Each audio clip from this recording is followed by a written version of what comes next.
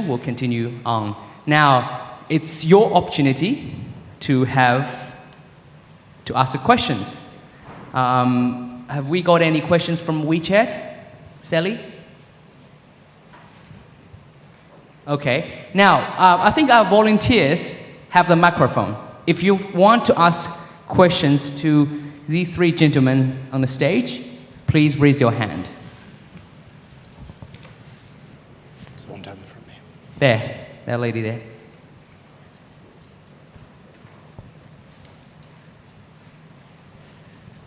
Thank you for the wonderful speeches. I have a question for Gary. Like you said, you must have gone through several upset or happiness times throughout the years. And as a freshman in workplace, my question is, so okay, here's a scenario. If your colleague put you in the misunderstanding situation between you and your boss, so what is the best reaction to go now as a freshman in the working place? Thank you. Sorry, do you want to try and use that? Hello, can you hear me? Yeah. Hello? So I just want to confirm the question. So what question you said was, if your colleague put you... Well, you have a very bad colleague, and she or he put you in a very embarrassing or misunderstanding relationship between you and your boss. And as a freshman, what is the best way to deal with this issue? Because it might be, yeah. Okay, that's a very good question. I think from my perspective, it's understanding. I guess you need to understand the drivers between for your colleague, the intention of what he or she is trying to achieve, because you probably need to understand the whole situation, how it works. And I don't know the specifics of that situation, but the way I would approach it is I would discuss that with that colleague first to understand, maybe because I've seen a lot of these, and sometimes it's down to miscommunication or you interpret things this way and they interpret things that way.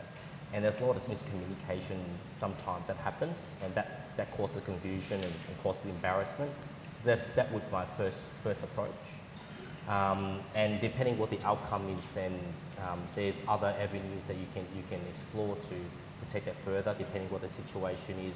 I'm not sure in your role whether you have a counselling manager or counselling director that looks after you to actually help you, resolve that issue.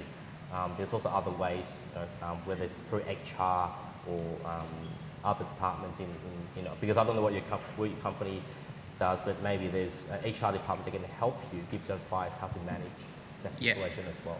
Well, I guess the question is very typical because we're always going to have to work with other people. From the employer's perspective, it's called teamwork. But from your perspective, just someone I hate to have to work with. So I guess Jonathan or William also have this sort of talk about emotional EQ, before. Yeah. So what are your thoughts? I think this is a classic example of where you've got often a mismatch between the emotional intelligence of two different people. It may also be your interpretation of the way the person said it. They may have meant nothing by it. It's often we don't genuinely listen to each other. That's one of the big fundamental problems as human beings. We're continually listening, but listening to respond. We're working out what we're going to say next. We're not actually listening to understand the other person. So generally when you have a communication breakdown, it's where one or both parties have failed to listen properly to each other. And listening isn't just the words. 7% of what we say when we're communicating is actually words. Around 13% of what we say is in the tone and the way we deliver it. And the rest of it isn't even spoken. So if you're trying to have a friendly conversation with somebody and you're sat like this, it sends a completely different message to the words that you might be communicating. So I think if you've understood and interpreted the way that colleague has spoken to you in that way, then I think, as Gary says, the best thing to do is to go somewhere quiet, be non-judgmental, don't confront them, but do it in a really gentle way, and demonstrate that you're willing to give a little bit of ground initially to try and find out how they're really positioned. If they're genuinely a difficult or nasty person, and you do get them, you know, there's a wonderful thing in offices is that you're not allowed to be a psychopath in real life, but often people hide in businesses as genuine sociopaths or psychopaths. So you do get some of these difficult characters, and psychopath isn't somebody with an axe. It can be just as manipulative and just as powerful emotionally and mentally as well. So try and have that open dialogue. If that fails to work, then often intervention is a good way to deal with it. But really, you want to try and solve it yourself as much as possible. Take it to your manager as well. I would always go manager before HR, to be perfectly honest. I generally find that HR in most businesses are disconnected from what's really going on the ground. They're not actually at the coalface. Sometimes talking to other colleagues as well, but do not get drawn into gossip. Do not get drawn into spreading rumours. Do not get drawn into that, because it damages your personality, it damages your own brand by getting involved.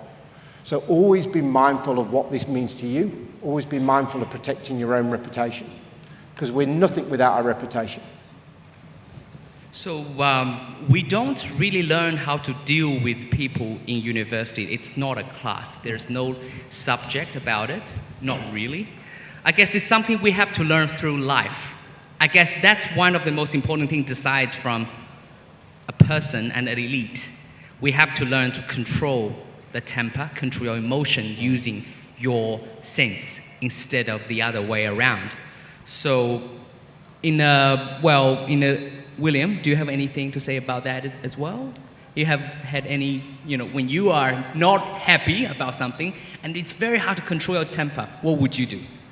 Normally when I face such situations, are people coming to me as a barrister and we go to court and litigate. Obviously. But can I just add to this, there will always be politics at whatever level. And some people play a better game than others. There's a cultural issue here as well. And we come from a culture where we tend to be more collective together. And within that collectivism, that collaborative approach, there's also politics. But in the Australian society, being egalitarian, they play a very, very different game. And you can't avoid that. I think there's a big difference between being bullied, being harassed, and again, psychopaths, there are plenty of them out there. And I think you've got to pick your battles. And if somebody is difficult, maybe they're going through some difficult issues. They have insecurity problems, they get easily jealous. You know what, you just knuckle down, be firm, but always remember to speak up. And don't just cop it. A lot of agents, I don't want to lose face, or I don't want to make trouble, I don't want to get involved. I guess that's Asian culture, isn't it? We sort of more tend to be quieter, not aggressive enough. I think it's an excuse. I think often we as Asians, or coming from a culture that we're taught at home, don't answer back. Don't speak to your father like that or your mother like that. We all remember those things. Yeah? You're told what to do, and you got no choice. You can't argue. Whereas if you have children, or soon to have children, and they grow up in this society, the education system here is taught in a way that they explore and discuss and challenge and debate. So because, and I see that in my two boys, and they're not being argumentative or disrespectful, but they are learning the way how to explore, discuss things. So one of the things that as I've said in my conversation earlier, is that we need to converge, and while we preserve our values, and they are very good values, respect, recognize people for good works and things they do, and ultimately get the reward that we justly deserve. But that doesn't mean that you have to copy it. It means that you know and pick your battles. And there will always be politics, and there are things then to do. Get a mandate. Prove yourself through your works. Get people that believe in you because they can see not only are you very hardworking, intelligent, but you're balanced.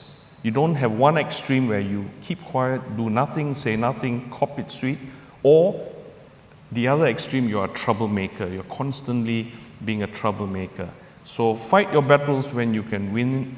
Have people who are above you that you can talk to and go to.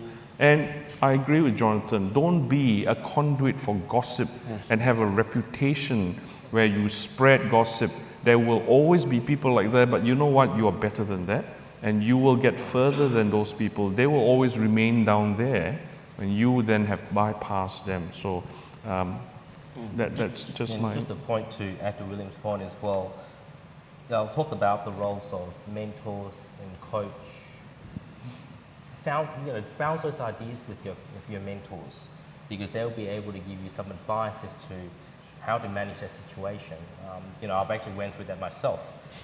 So it is quite, having someone from a different perspective giving you some different ideas is actually quite important as well.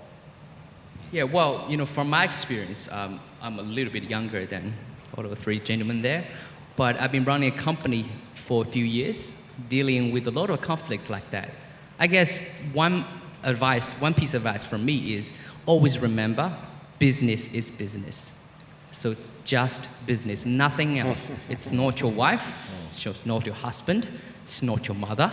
So it's business. So deal with it in a business way and don't get your emotions into it. That's my piece of advice. Well, let's jump to the next question. This gentleman in the middle, please.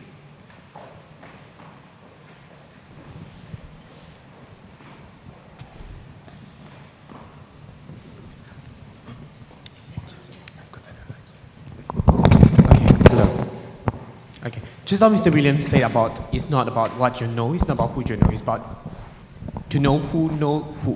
So I want to ask, like, for the connections as a student or as a fresh graduate, our connection is very limited to students or the student community because of the extracurricular activities that we join.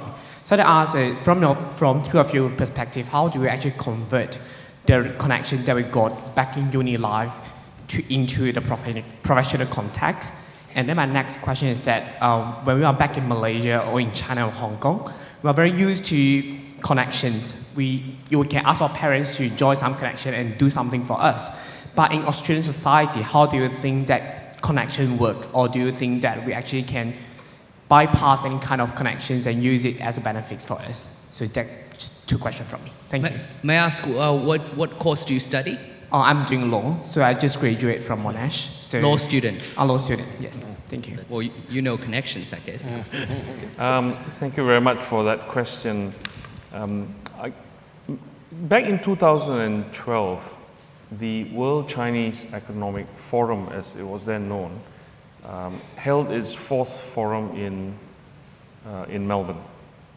And I put out word to a lot of my students at Monash universities and others to come and volunteer to help.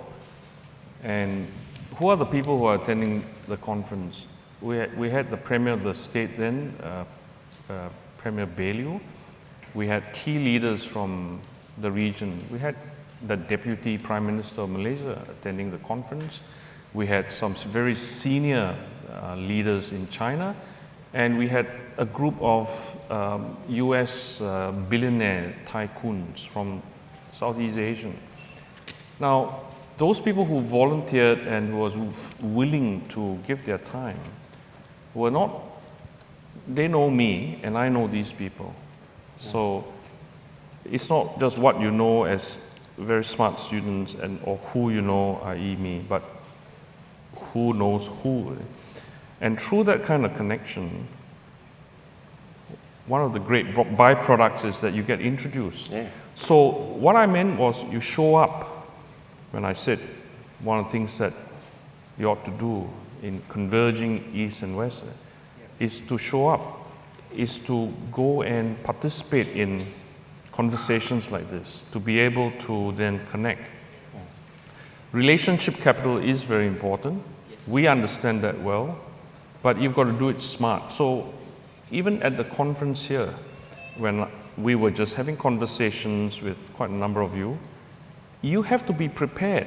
If you are going to meet someone like an esteemed partner from Deloitte, and you are an accounting student, well, how prepared are you to engage with someone like Gary? Have you got a business card? Have you got some story that you can tell so that he or myself and others will remember you?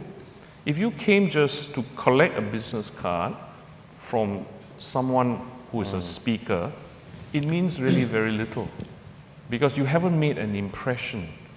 And so to make an impression means that you've got to be prepared. You've got to have thought through, not be overly aggressive, but you've got to think through, and that's the kind of process that you have to think not just in a day, but over some time. It's easy for us to say it because we've been there and done that, and it's why we're here to share with you some of the experiences that we've had. And you learn as time goes on. So be different, and that's why you search within yourself and ask the question, why me? Because I might ask you, oh, you're from this region, and I can connect you with someone who is one of my clients, and maybe give you an opportunity. And that is important to always be prepared. I'm not sure whether I've answered both your questions, but yeah. Well, that sort of remind me a question of Lang Lang. You know, when he was studying at I think Philadelphia, he went to Chicago Symphony Orchestra. They're playing a big concert. He was like the 6th in the line, pianist. And but he met with the conductor, who's the decision maker, and he played for him, and then he made him the first reserve.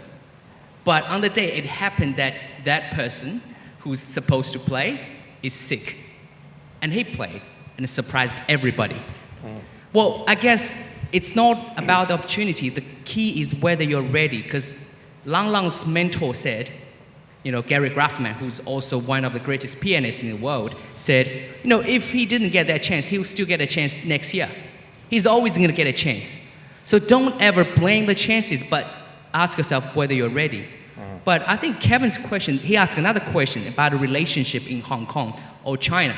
Obviously, Gary and Jonathan deal with a lot of Chinese connections. We know connection, how powerful connection means in the Chinese society. So what's the difference? How do we adjust ourselves in this Australian society? It's a very interesting challenge because having networks are wonderful, but at the same time it's about how you use them. If you try to exploit them for a big win for you and a small win for them, the balance isn't there. If you promote yourself as having all of these connections and grandstand and make a big noise about it and don't deliver, or you're unable to fulfill for those connections, then that doesn't balance out either. So I think it's the same with any human relationship. It's really about respect for the other partner. It doesn't matter whether it's your life partner or your child or your grandmother or a business partner or a contact that you're trying to make. You need to know about them. You need to be genuinely passionate and interested in them in order to create what we call empathy. And you have to be authentic in that. So Gary talked about authenticity, but if you can be authentic and not have empathy and still miss. You can have the reverse and still miss. You need a genuine, passionate interest in an individual. That's what creates the connection. If you don't feel that when you meet the person for the first time, it doesn't matter what you say in those first few seconds. It really doesn't matter at all. Because if the other person doesn't get that feeling, the guangxi, if you like, then it's just not going to work. It's just not going to work. So when it comes to using connections back at home, be very mindful and culturally sensitive about how you promote those to other people here. Because believe me, there's an establishment just as strong here in Australia. I guess It's often a lot more subtle and a lot more hidden. And it does happen at the pub, and it does happen over coffee, and it does happen in the box of the footy. All you've got to do is shift the way that you use your networks and understand your networks at home to understanding the cultural layer that sits over the top. It doesn't matter if you're in Australia or the UK or Spain or even in the rainforests of Ecuador. those networks, the fundamentals are still the same. It's having the cultural layer over the top that helps you to really use them properly. But always be so respectful of the other person. Otherwise, the connection you'll miss. Well, I think Jonathan said it's about self-marketing. You have to learn to market yourself correctly. Well, Sherry in the second session will talk about self-marketing as her topic. Well, self-marketing, I know, just a reminder from me, all right, I've met a lot of people, keep telling me who I know. Oh, I know President Xi Jinping. I know Premier Li Keqiang. He's a good friend of mine. Please don't do that. If you want to do that still, do it subtly. Don't say, I know this guy, and he's who. It's stupid. But I guess I'll leave that to Sherry in the second session. I think, can I add to that? Absolutely. There is a tall poppy syndrome that in Australia, people don't like you pushing your own self, your own brand, and talking about yourself. You get a lot of it. Lawyers tend to be the culprits, especially barristers. But you got to remember that. But also, I agree with Jonathan and the point about Gary made about authenticity. Be interested. I've met so many people from Asia that when you're talking to them, all they're doing is talking to you and looking at their phone. They're multitasking at the same time. And that's terrible, because what message does it send? It tells the other person, we're not really interested. Let's have this coffee and conversation. Very important message. But you're not giving the person the time. So you send a very mixed message. Now, if everyone's talking like that, they might as well just text each other through WeChat, and I'm sitting here, ask the question through WeChat. But don't do that. Be authentic. Forget about the phone. Do the old school way, which is face to face, and let's have a conversation. At that Starlight dinner, after that dinner, William sent me an email. Hey, why are you on the phone all the time? Then I realized how important, how embarrassing that is. And also, just to add to William's point as well, I think people, they're dropping names. So if you do it too often, you lose your credibility. Because when you say that, I've seen that a lot, when people say that I know this person, then you have a question mark. Does that person really know that person? You keep dropping names all the time. Do they know you? I know President Xi Jinping, but he doesn't know me. That's the problem. So just be mindful of that. Also, in terms of connectivity, relationships, I sort of look at it from, I believe in karma. In any relationship, it's a two-way street. You need to look after people, and they will come back and look after you. That's very, very important. It's for mutual benefit, not just one-way street. Thank you, Gary. Let's take one final question. Maybe I think I saw this lady in pink raising her hands a few times. We'll have more opportunity in the next session. Yes. I'm not sure I should direct my question to which gentleman.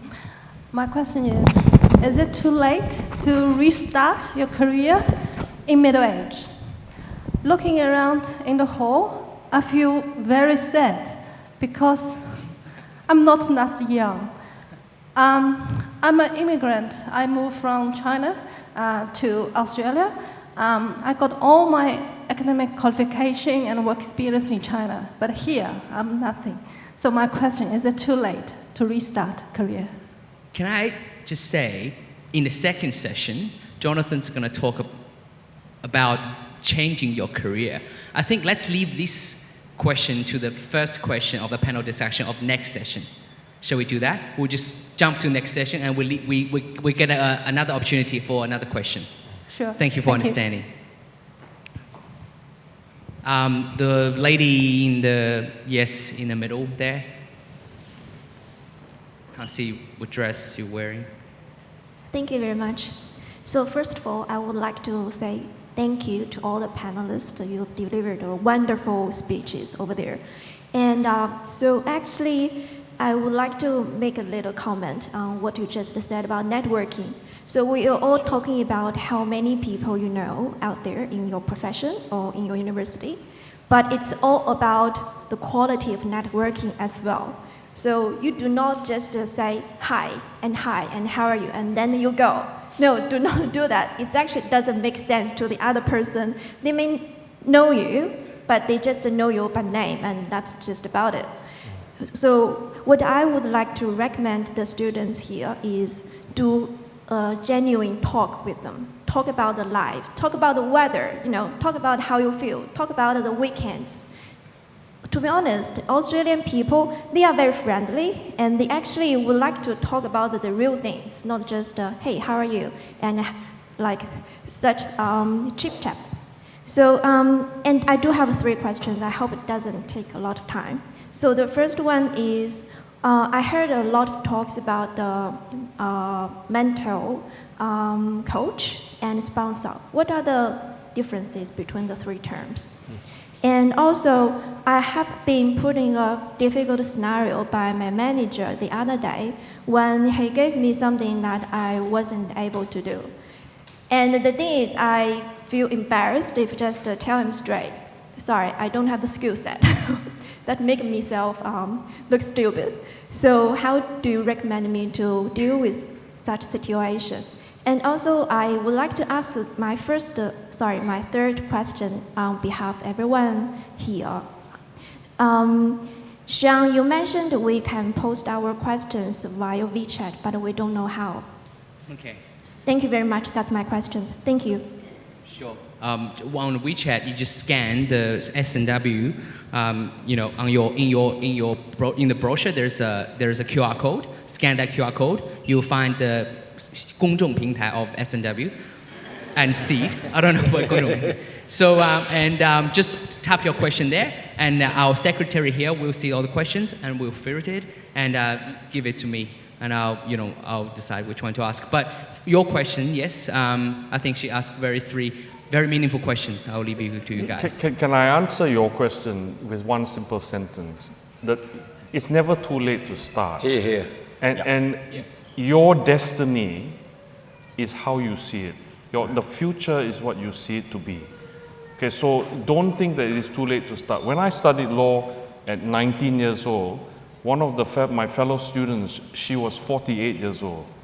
And I asked her, why are you doing it? She said, oh, my husband's a lawyer. My son's just graduated law. So I decided to go back to do VCE, mature age student, and I got into law. So it's never ever too late. Your career don't define you, you define your career. So that's the one thing. Now the other question that I want to just contribute is, a coach is like someone, if you imagine you're an athlete and you have someone that coaches you on a daily basis, give you guidance and actively help you to improve that and get that extra second or 2 down. That's the coach, someone who is very integral in your development to help you improve. A mentor is someone more responsive, someone who is there to guide you when you need help, and you may meet regularly, but it's more a reactive approach. It's more someone who is able to then guide you through experience and counsel. But a sponsor is someone who is active, who actively put his or her reputation and stake their reputation on you because you have proven yourself. And ultimately, you will then carry that brand. You cannot let that person who sponsor you down. Now, it's harder to find a sponsor. It's much easier to get a coach because there are professional people who can help you. There are friends who can also help you, but it takes a lot of energy and time. And often coaches, whether corporate coaches, you pay them a fee to help you. But mentors are people who want to give to you, who could be someone who's older than you, who's a more senior person in the organization that you connect with. And you can bring your culture, your difference, your uniqueness to them because they appreciate that. They want to understand that part of you. And eventually, mentors become sponsors. And so there is a pathway there. Well, due to limited time, we have to wrap this up. But her last question, when she got asked to do something, a task, she doesn't know what to do. Can we just, in couple words, couple sentences, say your advice to her? From William, what would you say? What should she do? She's embarrassed to ask. but she doesn't know how to do it. Well, if you can't do it, pay someone who can do it and then take their work and as if it's your own. That's what a consultant does. Tells you, look, I don't know. I think we are all fairly industrious, and there's always an answer. But remember this, sometimes the answer is not the solution. Right? Correct. It's always easy to find the answer. You can go and look it up, Google it, look at textbook, talk to someone. But to find the solution is often the harder bit. And that comes with experience, that comes with judgment, that comes with strategy and thinking. And that's what I would say. Thanks, William. Jonathan, what's your advice? I would say to all of you, don't let fear get in the way of learning. You'll get many, many times in work and in life in general where you're asked to do something or you have to do something you don't know how to do. Happens all the time. When I became a parent for the first time, I had absolutely no idea. Children do not come with an operating manual. They don't come with any instructions. You learn by doing. You learn by asking other people. But if you feel afraid of the situation with your manager, my question to you is, how is your relationship with your manager? For me, any of my staff, I'm on call. I'm here to support them and develop them and mentor them. So if you don't feel that your relationship allows you to go and talk to your manager about it, then I wouldn't be afraid of that. I'd say, look, I'm really excited about this opportunity, but I haven't been taught how to do that. Can you give me some guidance? Can you allow me to develop a plan and some initial steps and then provide me with a mentoring feedback that allows me to get it right? And if we can check in every week or every couple of weeks to make sure I'm on track, because I want to take this opportunity to learn more, not just about the project, but more about what I'm capable of. Don't be afraid of failing. Honestly, if you're not failing, you're not really trying in life. Thank you, Jonathan. Gary? My advice is don't be embarrassed, ask questions, because we expect you to ask questions. Because if you don't ask questions, you're not going to learn. It's as simple as that, okay? But the key thing is, once someone's actually explained something to you, make sure you remember it. Because, from a employer perspective, we can teach you once, twice, 3 times we expect you to be able to grasp the concept. So make sure you remember how to do it, and that would be my advice. Thank you, Gary. My advice, I've got sort of employees asking me questions, afraid of asking me questions. My advice there, please be brave to ask the questions, but please do some research first. Please don't ask me how to copy and paste. But if you've done your research and you don't know how to resolve it, tell me, I've done this, but I couldn't resolve it. Please teach me how to do it. Then your manager will be happy to help you and to show he's really capable, he'll feel happy. But I guess you have to then look at yourself. Look, this shows that I'm weak in this knowledge area, for example. I don't know how to use Excel. But my work involves a lot of Excel, and you can't ask every question about Excel to your manager. That shows you're stupid, you're not developing yourself. Then you really should do something like learning Excel, for example, to resolve that issue. So one question, one problem is just a sign of a big issue. I guess you have to find out what the big issue is. Thank you very much. Thank you, panel. We've learned a lot. Thank you for social finishes. Cheers, mate. Good to meet you. Gary. Cheers. Thanks, man. 我们英文的部分终于结束了。看，大家都长出了一口气哈。我觉得这个session之后啊，你的雅思听力应该能增长0.5分。那么欢迎大家回到精英说2015的现场，我们继续哈。现在我们。